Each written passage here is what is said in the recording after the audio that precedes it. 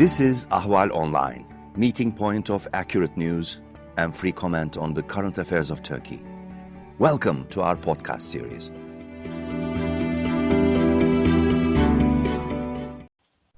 Hello, and welcome to Talking Turkey. I'm your host, Ahval editor David Lepeska, and with me today is Utku Cakirozer, a member of Turkish parliament representing the city of Eskişehir for the main opposition CHP and former editor-in-chief of Cumhuriyet newspaper.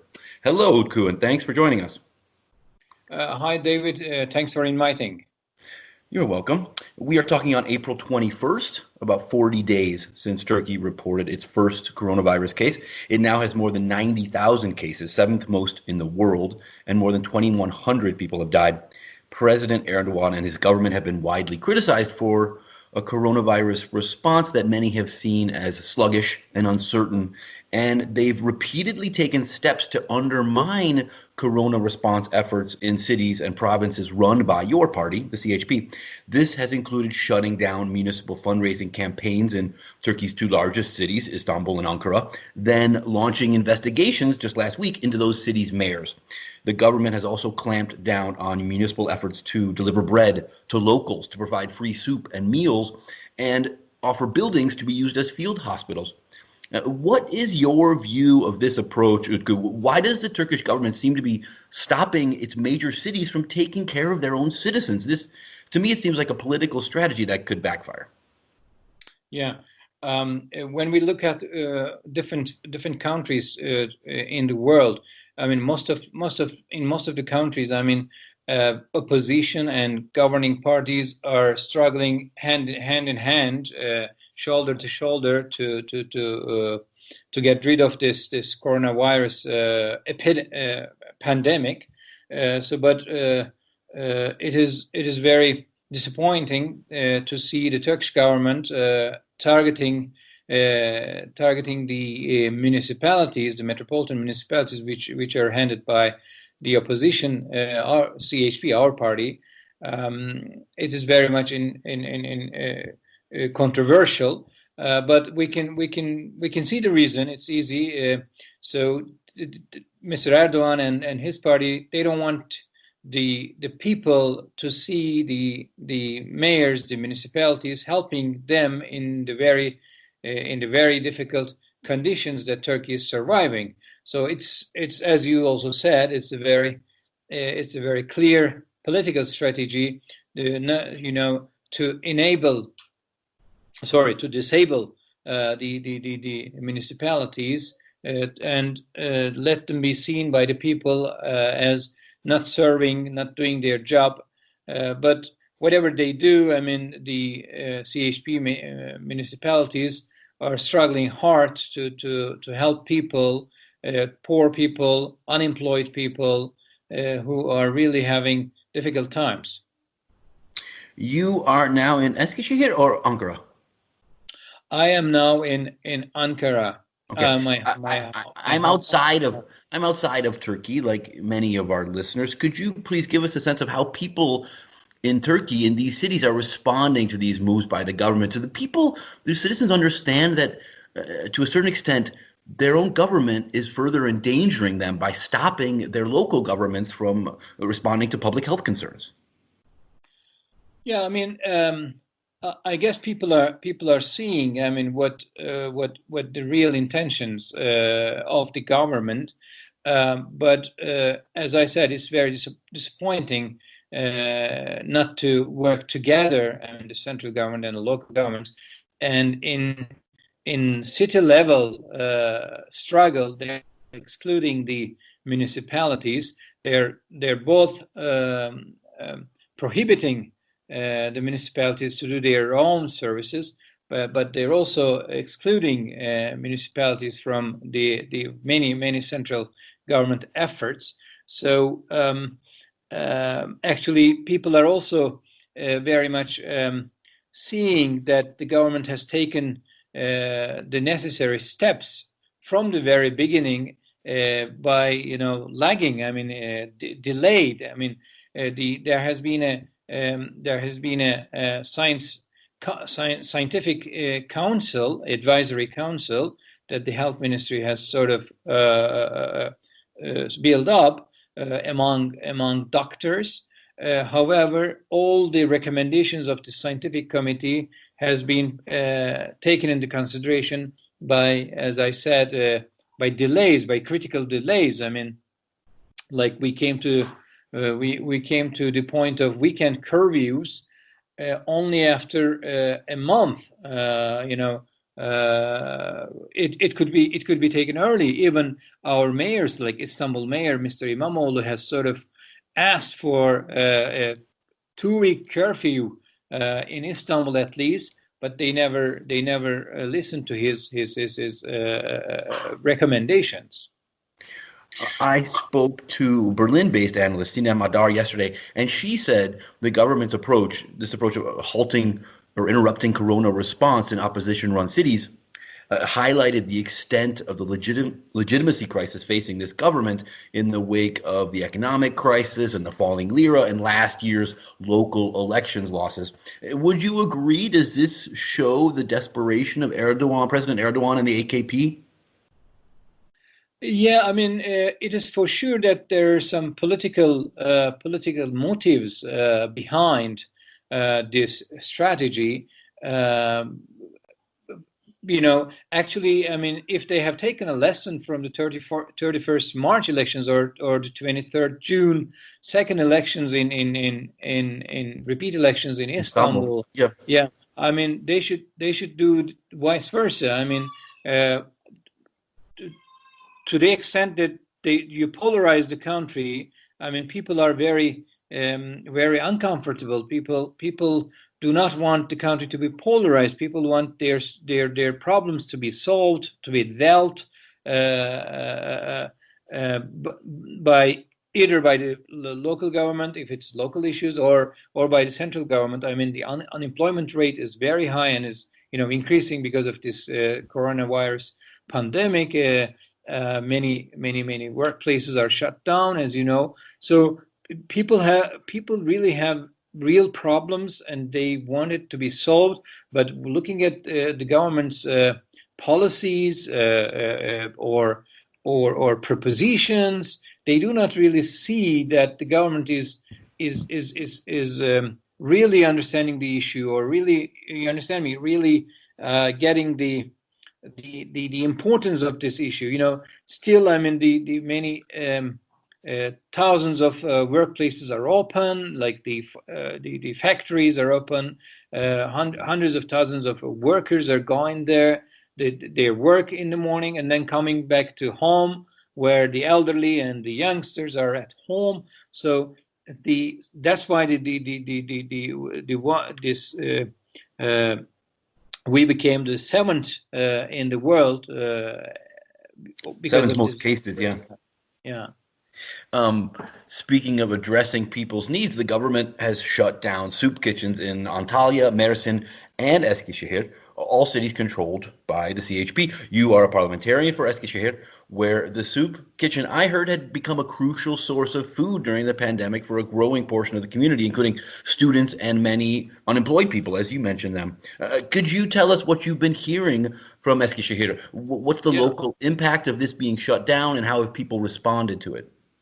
Yeah, I mean, they first shut down the campaigns regarding this recent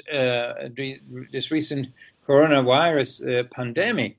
Right. Donation and fundraising campaigns. Yes. Yeah, donations regarding this latest crisis. But then a week later, they also blocked the donation accounts of the municipalities. That's I mean, both of them are very difficult to understand. But the second one is something else. I mean, like those investigations against the mayors in Istanbul and Ankara.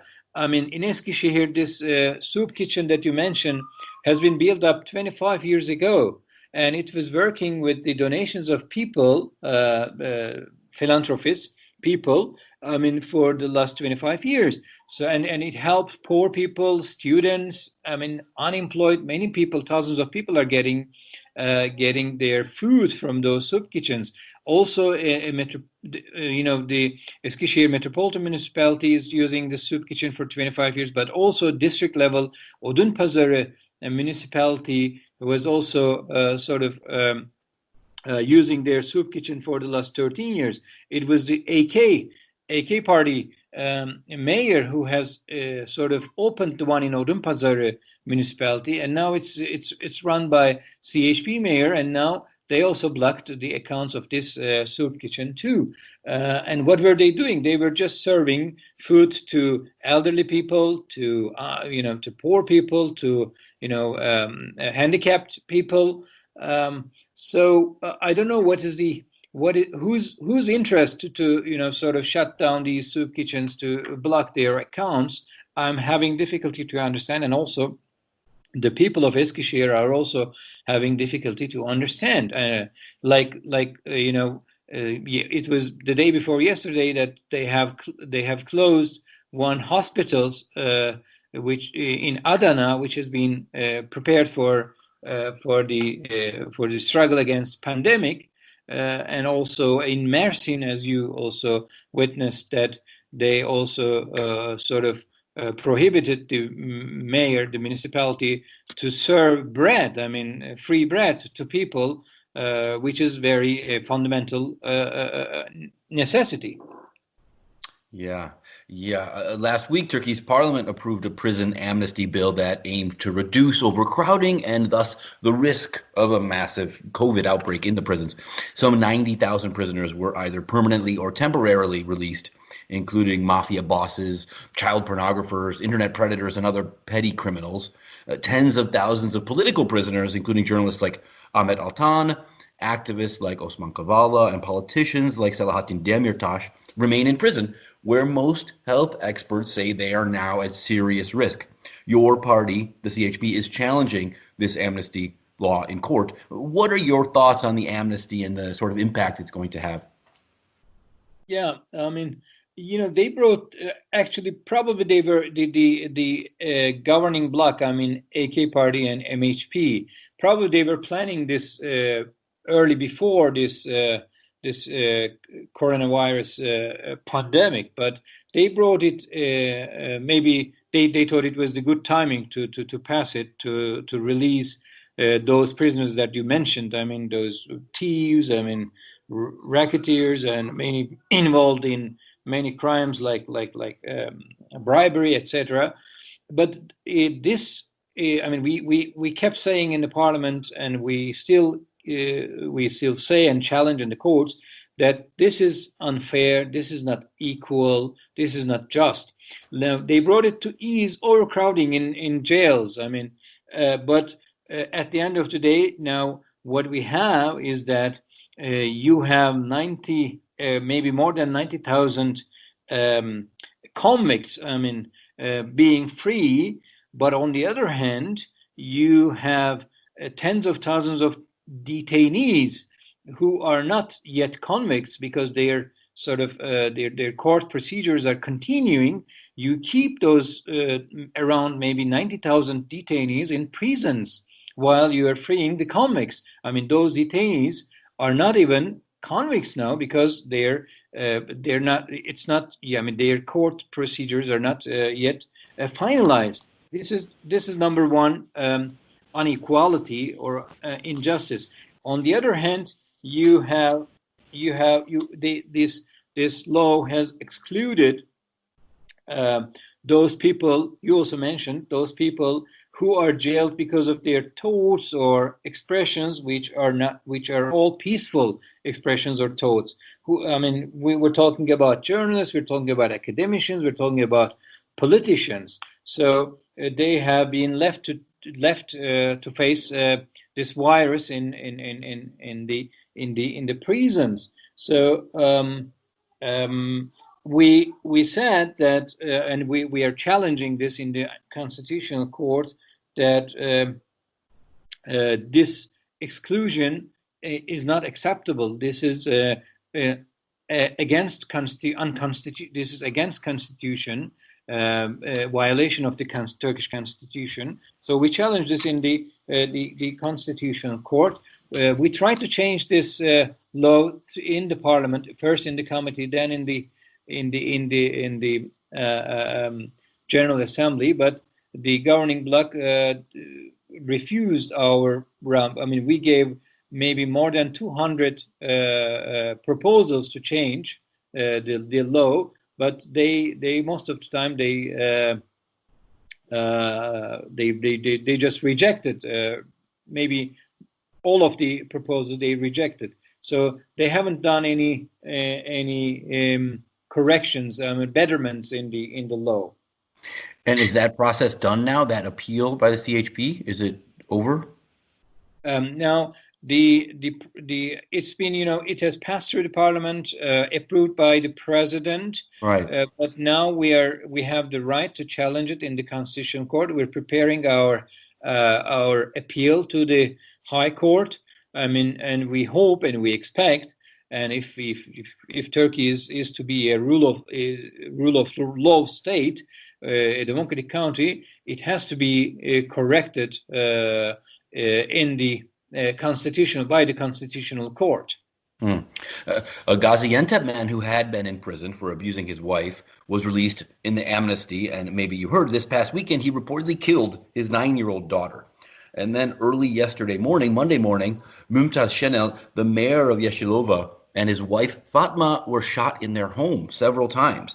They're now in stable condition, but that attack and the previous one of the Gaziantep man have raised concerns among opposition lawmakers, in particular, that the prison amnesty bill is emboldening these sort of criminals, and that similar attacks could follow. Journalist and former CHP parliamentarian Barış Yarkadaş blamed increasing impunity in Turkey, telling the Al Monitor news outlet, quote, "When someone wants to commit a crime, they think, well, there will be another amnesty, so I will commit my crime."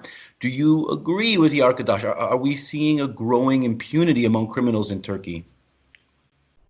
Well, in the past, in similar cases, I mean, Turkey has had very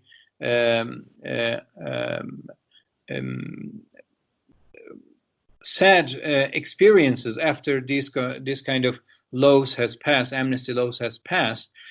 So it's not only the opposition, but I guess most of the society is very much concerned that those people who are now who have taken amnesty and who have been freed from prisons would turn to crimes against. But of course, this is a concern. But our another immediate concern is, as I said, this inequality and injustice of the law. I mean, of course, like many other countries, we have to focus on this overcrowding in prisons, and we have to ease this situation. But we should do it with fairness and equality. On the other hand, like the governing bloc was claiming that nobody who has been in prison because of killing women or wounding women or crimes against women wouldn't be pardoned, wouldn't get use of this amnesty. But as you said, this example in Gaziantep, I mean, we witnessed that many people who has been convicts of crimes against women or against children are pardoned by this law, and also there has been some cases that Turkish public were very much following closely, like the Gezi. We have lost. I mean, our youngsters like Ali İsmail Korkmaz, Berkin Elvan, Abdullah Cömert. They have been wounded and lost their lives by the excessive measures of the security forces. And also in Soma and in Ermenek, mine accidents, hundreds of miners lost their lives because of the because of the lack of necessary controls in mines, and now all the responsible people in those accidents or in Gezi events so will be pardoned. I mean, if they're in prison, they're now will be free. If they have been if their decision has been finalized and they have been convicted, then they would never put into prison. So looking at these examples, and on the other hand, looking at the examples that you mentioned, in the public, in general public, there has been a great disappointment, concern, and also the inequality and injustice of the unfairness of this law. So that it makes people, the journalists, politicians who are in prison just because of what they think or what they say or what they express, are staying in jail, while those people that I mentioned would be out. Tens of thousands of criminals are out. It really, this doesn't find its place not in terms of justice, but also in terms of conscience. I mean, you understand what I'm saying? I mean, it doesn't fit into people's conscience in terms of equality or justice. The New York Times ran a story yesterday detailing research by academic Onur Altındağ that showed the death rate in Istanbul and several other Turkish cities had spiked in recent weeks, showing an increase far beyond the number of deaths that the government blamed on coronavirus. I'm guessing you saw that report. I'm wondering what you thought of its implications. Do you think the Turkish government has been intentionally underreporting the number of deaths in this pandemic, or is it just that Turkey did not have enough testing in the early days and as a result was unaware of a good number of corona-related deaths? Yeah, I think it's more the second way. But ideally, I mean, we would expect from our governments everywhere in the world, including Turkey, to be transparent during such an important crisis situation. But many people, we meaning not only the CHP or politicians, but many people, including Turkish Doctors Union Association, and also some important NGOs, medical NGOs, they always had their suspicions from the very first day that the government is not that much transparent in sharing the information with the public. So I also read this story, but there are also similar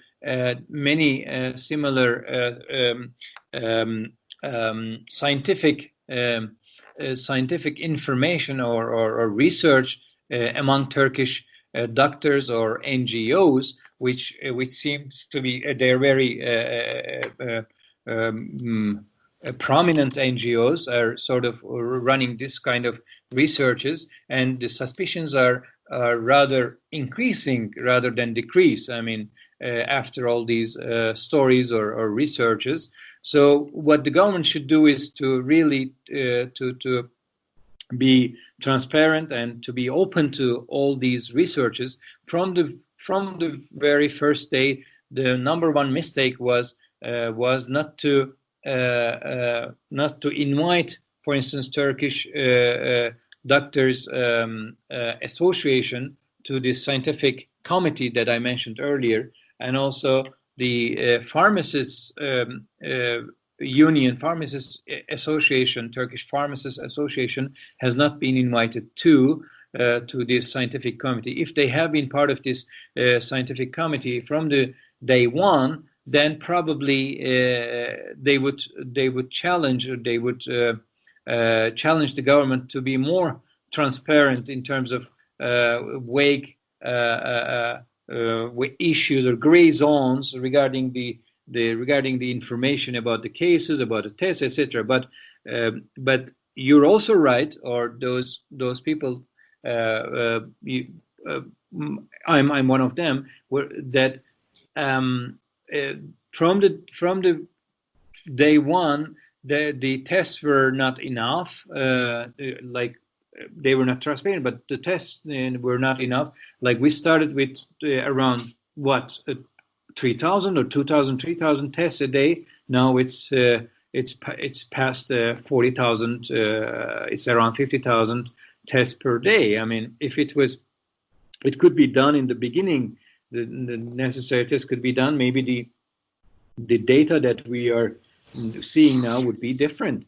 And I guess prominent doctors, prominent academicians are questioning the difference between the official data and the data in comparison with previous years, the data of cases, the data of people dying in comparison with the previous years. I mean, there is a gap between the official figures and what the academicians and the doctors or medical people are sort of surveying. There is a gap between the official figures. So this needs to be explained to people in a transparent and understandable manner.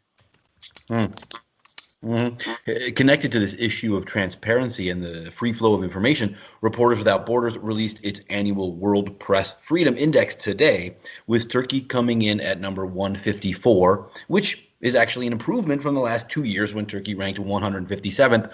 Still, the countries that rank just above Turkey this year include Russia, Brunei, and Belarus.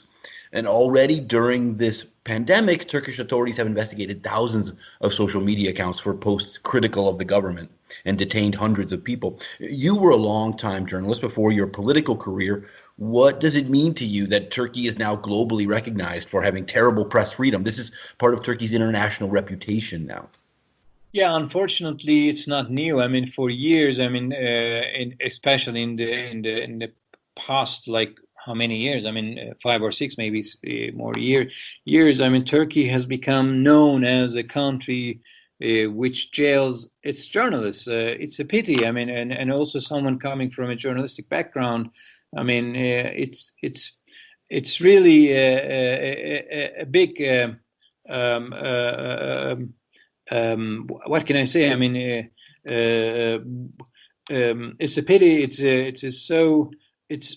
I mean, we want to be. We believe that Turkey has great foundations in its democratic history, but now being famous with our with the number of journalists in prison, it's unacceptable. It shows how we are.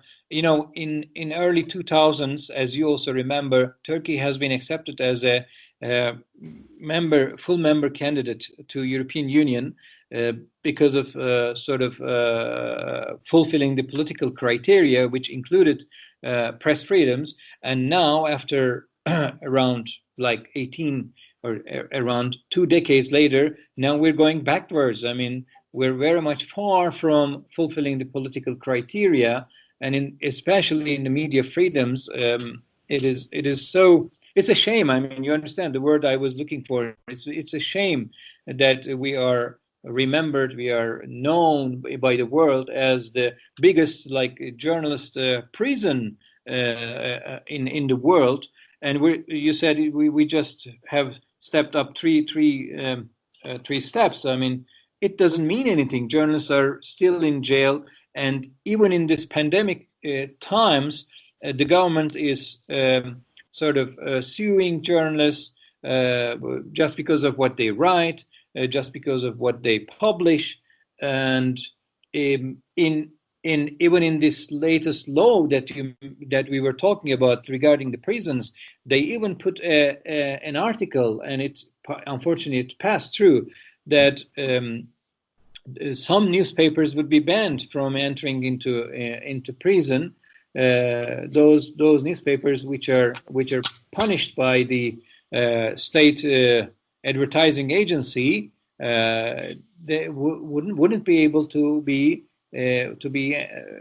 accepted into prison. I mean, this is unacceptable. And even just to be clear on that, you mean that newspapers that are independent or potentially critical of the government are now barred from reporting in any way in prisons? Actually, they would be. I mean, the mechanism would be like, sorry for, I mean, it's a long, but the mechanism would be like that. There's a state advertising institution which puts the official advertisement of Right, and several papers no longer get these advertisements because it's a punishment from the government.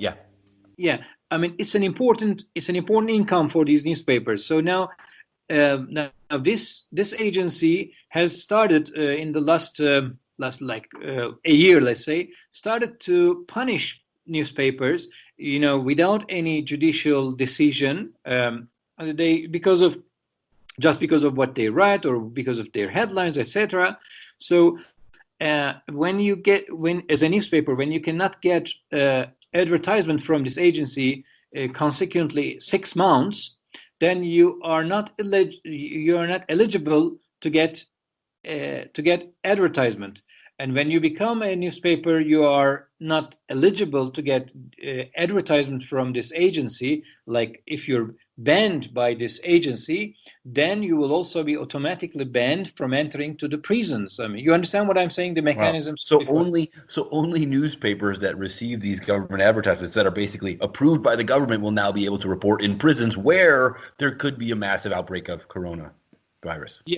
Yeah, I mean, this is how the law is. I mean, and like these newspapers like Evrensel, Bir Gün, and Cumhuriyet are under this threat. But tomorrow it could be Sözcü, Hürriyet, etc. I mean, according to the government can use this stick, and whatever they wishes. I mean, you understand what I'm saying? I mean, today they're using the stick against the opposition papers like Bir Gün, Evrensel, Cumhuriyet, etc. Tomorrow, a different government can use the stick against any other newspaper. So we said, I personally talked in the parliament. I mean, you should give up this idea of using this state advertising agency as a stick on the head of the press institutions, and also this article that I mentioned is also against the freedom or against the right of the people to get informed. Mm-hmm. Let's close where we began. Turkey, as we said before, now has the 7th most coronavirus cases in the world, behind only the United States and Western European states. And as we also said, there have been several reports of underreported infections and deaths in Turkey. A research paper by Selva Demiralp of Koç University and several of her colleagues found that a partial lockdown, similar to what's been in place in Turkey the last few weeks, would take 190 days to contain the virus, during which GDP would fall an estimated 17%. But if a full lockdown had been enacted last week, this study found when Turkey hit 70,000 cases, the virus would have been contained 5 months faster, and GDP would fall just a little less than 8%. The past 2 weekends, Turkey has locked down 31 major cities and provinces, and this week it's moving from a 48-hour lockdown to a 96-hour lockdown as I believe Ramadan begins. Do you think Turkey is now doing enough? Should it go to a full lockdown across the country? What's your view? Yeah, we should have gone to a full lockdown way earlier. I mean, in mid-March we should have done this. And as you have said, as this study finds, if we have done it earlier, a full lockdown, a full curfew would help us to get rid of this epidemic earlier, and our economy would start recovering earlier. Now we would suffer more, and I have doubts whether this partial curfews would have any effect, because in the weekdays workers are going to factories and they're working shoulder to shoulder, very close proximity. They're working, so and they come back to their houses and meet with their elders, with their kids. So this becomes more and more difficult when you do this partial curfew. It should have been, I mean, as I said, I mean, the government didn't listen the voice of the scientific committee, or the voice of doctors or scientists from the very beginning. They listened it only with crucial delay, and even now they're not taking necessary decisions. Well, you make a good point. What has the government given as its reasoning for allowing people to move about all week, during which time people, factory workers, manufacturers are going to work, and families are going to parks and such, and then in the weekends they're all together. So kind of everybody's connecting anyway. What is the reason the government has given for just locking down during the weekends and not the rest of the week? Yeah, the reason, as you also, I don't know whether you were familiar. I mean, the spokesperson of the presidency said that a full curfew would have a negative impact, negative impact on the economy, which is unfortunately very concerning. I mean, this viewpoint. I mean, our first and foremost priority should be the first of all, health of each and every citizen. Of course, economy is important, but without healthy people, your economy could not really recover easily. So the government thought that the factories should work so that the production should go on, and thus the economy would be influenced less in comparison with other countries, but I don't think it would develop like this if we would have taken the threat seriously from the very beginning and apply a full curfew. Then probably we would have less. Our economy would be infected less than it would have been impacted now. I mean, in this course. So it's almost as if, in trying to save the economy, they're damaging the economy more. Yeah, I mean, it seems I also believe this, and probably they're damaging people's health more. I mean, if we have taken strict restrictions from the beginning, probably, I mean, after 1 month now, we would be in a very different and probably more better condition. So it's a pity to accept, but yeah, I mean, they are indeed. They do claim that they're thinking economy, but the what they have done in practice, the decisions they're taking, the policies they're applying are both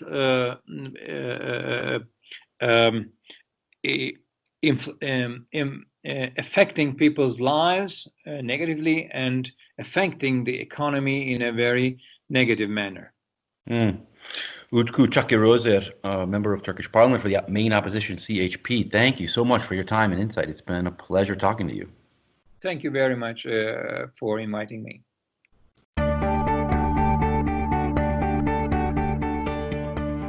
You can follow Ahval News Online podcast series through Apple Podcasts, Spotify, YouTube, Google Podcasts, SoundCloud, and Spreaker. All you need to know about Turkey is here, for your ears, mind, and attention. Thank you for listening to our podcast.